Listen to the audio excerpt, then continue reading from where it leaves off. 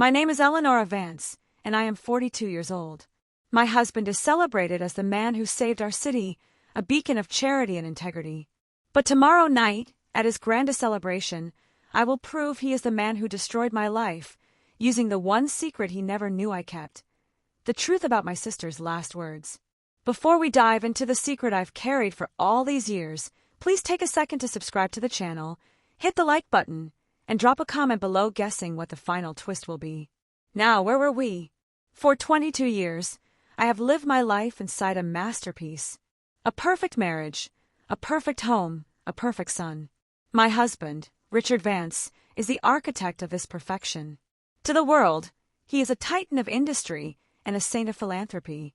He builds hospitals with one hand and funds orphanages with the other. His face, etched with a look of distinguished compassion, is on magazine covers and news broadcasts. He is handsome, charismatic, and powerful, and I am his most prized possession, the graceful, supportive wife who stands silently beside him, a testament to his perfect life. Our home is a sprawling estate of glass and stone overlooking the city, a place where the silence is broken only by the polite hum of servants and the distant chime of a grandfather clock counting down the seconds of my gilded sentence. For 2 decades, I played my part flawlessly. I hosted his fundraisers, smiled at his political allies, and raised our son, Leo, to be the kind of well-mannered, ambitious young man who would reflect well upon the Vance name. I believed in the narrative Richard had written for us. I had to. It was the only thing holding me together after the event that broke my world apart long before he entered it. My younger sister, Clara, was the other half of my soul. Where I was quiet and steady, she was a supernova. She painted chaos on canvases and wrote poetry that could make you weep. She had a laugh that felt like sunlight and a spirit too wild for the perfectly manicured lawns of our childhood. We were inseparable, 2 sides of the same coin. I was the protective older sister, the anchor to her kite. And then, when I was 20 and she was 18, she was gone. The official story was a tragedy of youthful despair. A brief, intense romance had ended, and Clara, in a fit of unbearable heartbreak, had taken her own life. I found her. That is a memory that doesn't fade with time. It only sharpens its edges. The aftermath was a fog of grief and guilt. Our last conversation had been an argument, sharp and stupid, about something I can no longer even recall. My final words to her were spoken in anger. That guilt became the foundation of my adult life. And it was into that fractured world that Richard came. He was my savior. He held my hand. He dried my tears. He listened for hours as I tormented myself with what-ifs. He was patient and strong and kind. He told me it wasn't my fault. He promised to build a life for me so full of light that the darkness would finally retreat.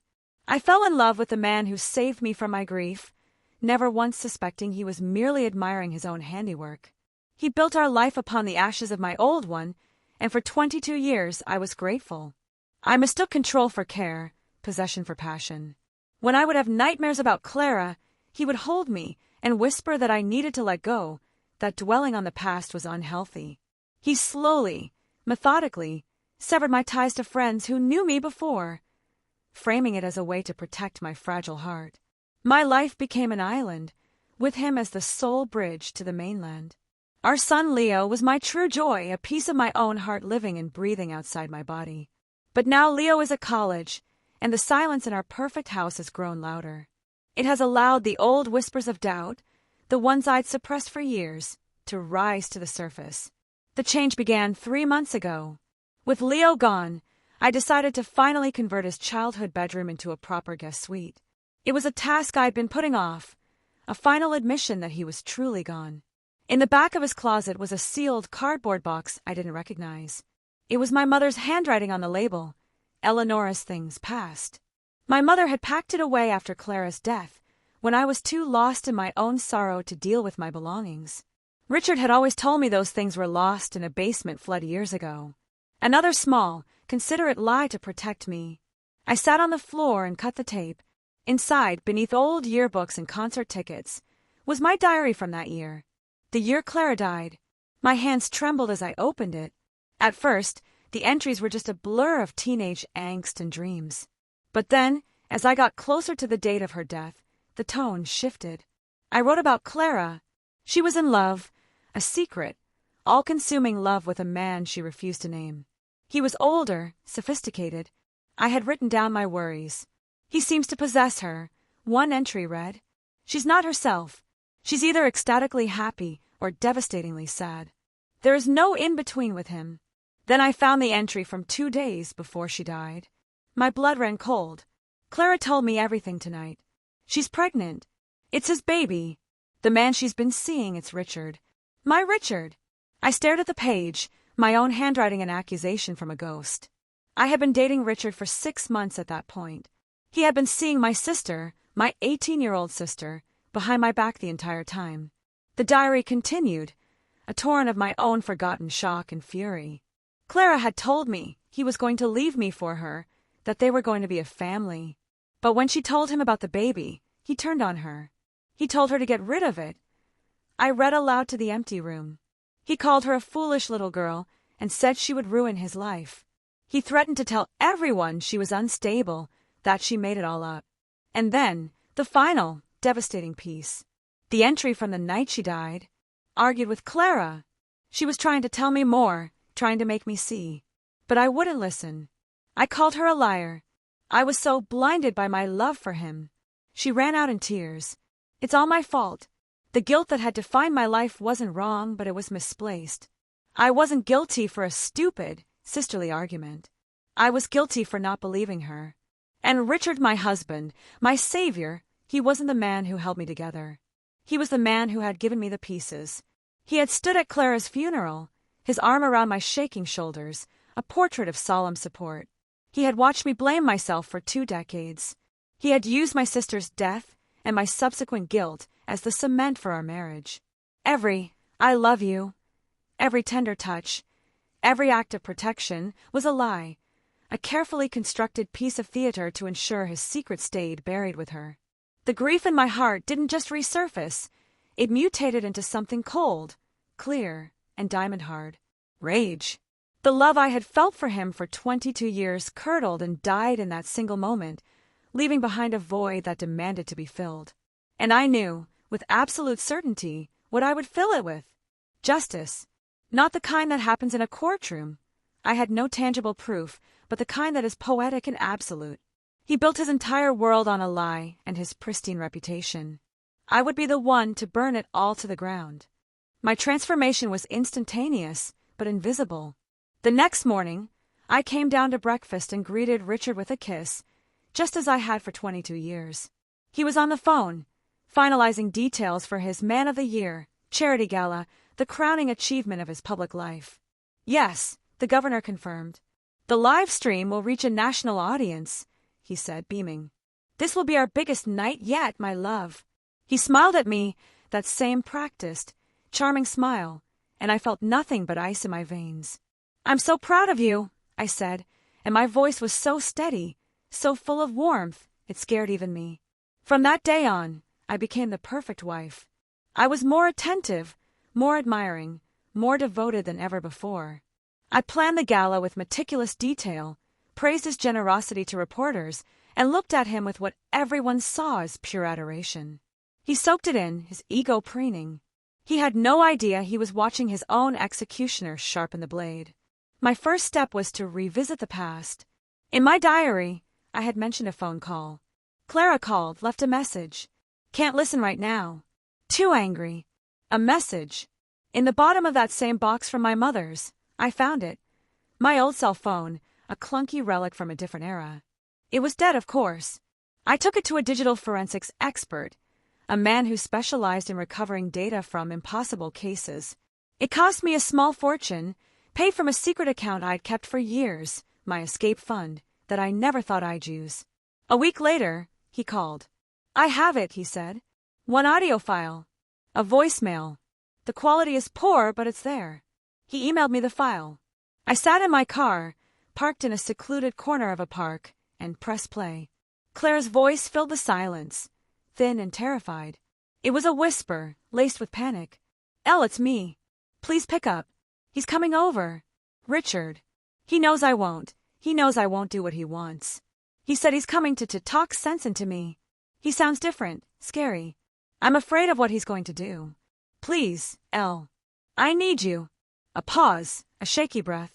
If anything happens, tell Mom and Dad I love them. And tell yourself the locket is the key. He gave us both the same one. The one with the single star etched on the back. You'll know what it means. He told me it was his special gift, just for me. The liar. The message ended. I froze. The locket. I was wearing it. I had worn it every day for 22 years.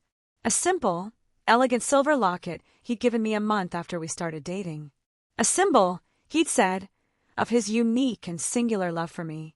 On the back, almost invisible unless you knew to look for it, was a tiny, etched star. He gave us both the same one. He hadn't just been cheating.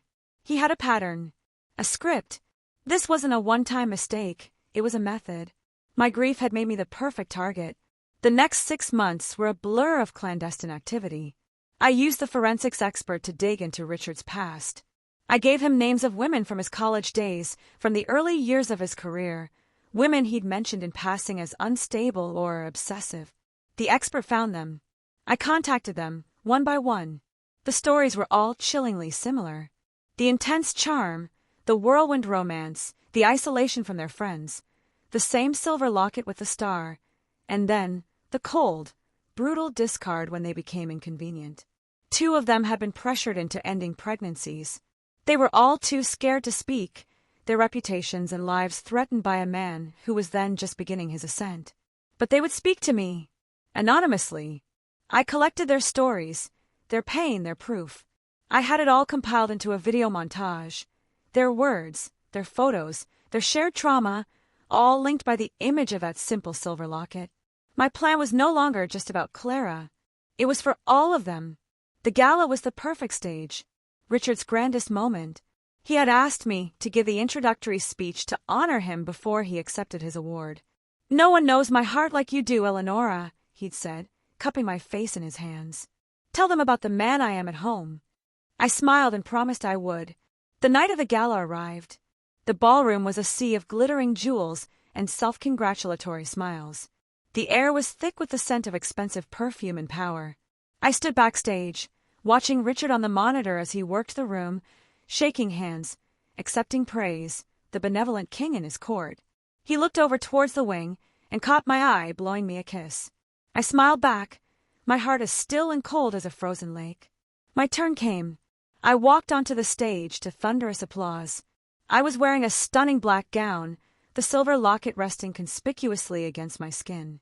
I stepped up to the podium, the lights hot on my face. I could see Richard in the front row, his face beaming with pride. I began my speech, my voice clear and steady, every word the honeyed perfection of a devoted wife. I spoke of his charity, his vision, his kindness. My husband, Richard Vance, taught me the true meaning of building a legacy, I said, letting my eyes sweep across the captivated audience. He believes that the truth, no matter how difficult, is the only foundation worth building on. And tonight, in his honor, I want to share a truth I have carried for 20 years. A flicker of confusion crossed Richard's face. I leaned closer to the microphone. 20 years ago, my sister Clara died. She was 18. For 2 decades, I believe she died of a broken heart. I was wrong. I pulled out my small phone. She died with a secret. His secret. I held the phone to the microphone and pressed play. Clara's terrified voice, a whisper from the grave, echoed through the vast, silent ballroom. "He's coming over. Richard. He said he's coming to talk sense into me. I'm afraid of what he's going to do." The entire room was frozen. Richard's face had drained of all color. He looked like a statue, his smile grotesquely frozen in place. When the message ended with her words about the locket, I held it up for the cameras.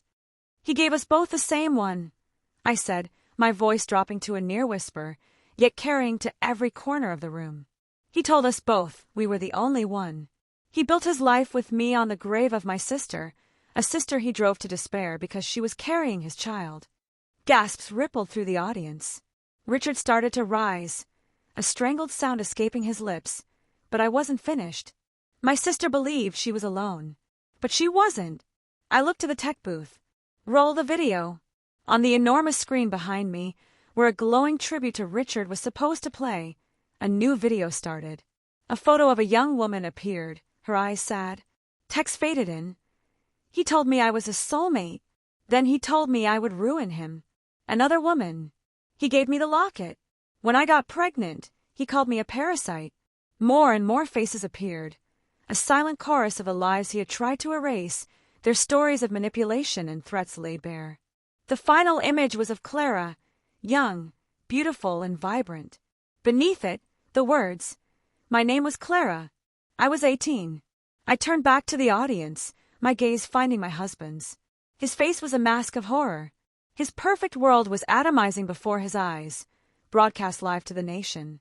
My husband did not physically harm my sister, I said, my voice ringing with absolute power.